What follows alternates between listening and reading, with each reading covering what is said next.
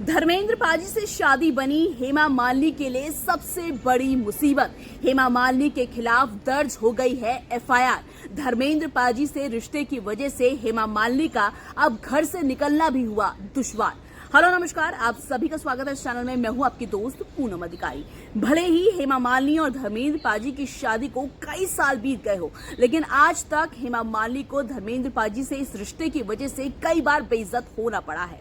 यही वजह है कि हाल ही में धर्मेंद्र पाजी से इस रिश्ते की वजह से हेमा मालिनी के खिलाफ एफआईआर तक दर्ज हो गई है। अब ये पूरी खबर क्या है वो बताने से पहले, जैसा कि मैं हमेशा आपसे बोलती हूँ, वीडियो को लाइक करें, शेयर करें और चैनल को सब्सक्राइब करना मत भूलिएगा। जी हाँ, धर्मेंद्र पाजी और हेमा मालिनी भले ही एक दूसरे को कितना भी प्यार क्यों ना करते हो, लेकिन इस बात में भी कोई शक नहीं है कि कभी भी दुनिया वालों ने हेमा मालिनी को वो इज्जत नहीं दी जो उन्हें मिलनी चाहिए थी। और वजह है धर्मेंद्र पाजी की दूसरी शादी। जी हाँ, ये बात हर कोई जानता है कि धर्मेंद्र पाजी ने हेमा मालिनी से दूसरी शादी की है। धर्मेंद्र पाजी की पहली पत्नी का नाम प्रकाश कौर है और इसके बावजूद शादीशुदा होने के बावजूद भी धर्मेंद्र पाजी ने हेमा मालिनी से दूसरी शादी की थी।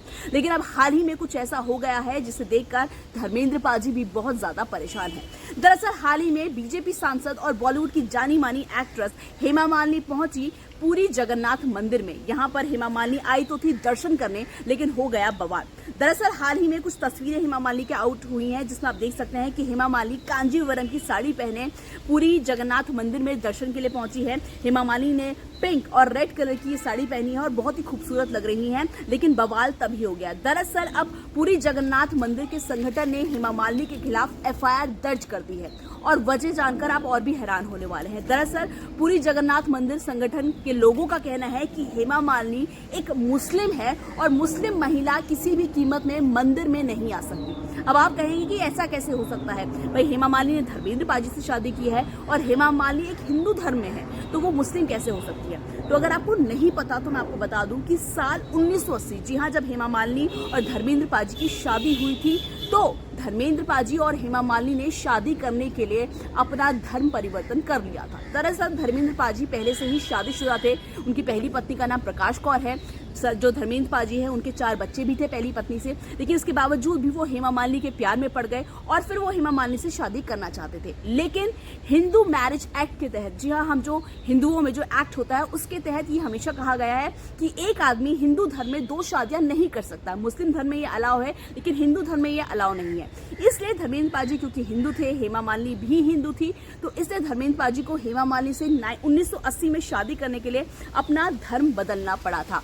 मौलवी के सामने जो धर्मेंद्र पाजी थे, उन्होंने अपना नाम दिलावर खान रख दिया था और जो हेमा मालिनी थी, उन्होंने निकाह के लिए, शादी के लिए धर्मेंद्र पाजी से अपना नाम हेमा मालिनी से बदलकर आयशा रख दिया था। यानी उन्होंने निकाह किया था तभी वो शादी कर सकते थे, क्योंकि हिंदू मैरिज एक्ट में तो एक ही शादी अलाउ है। जिसके बाद इन्होंने शादी तो कर ली, लेकिन आज तक हेमा मालिनी को कभी भी वो इज्जत नहीं मिल पाई है।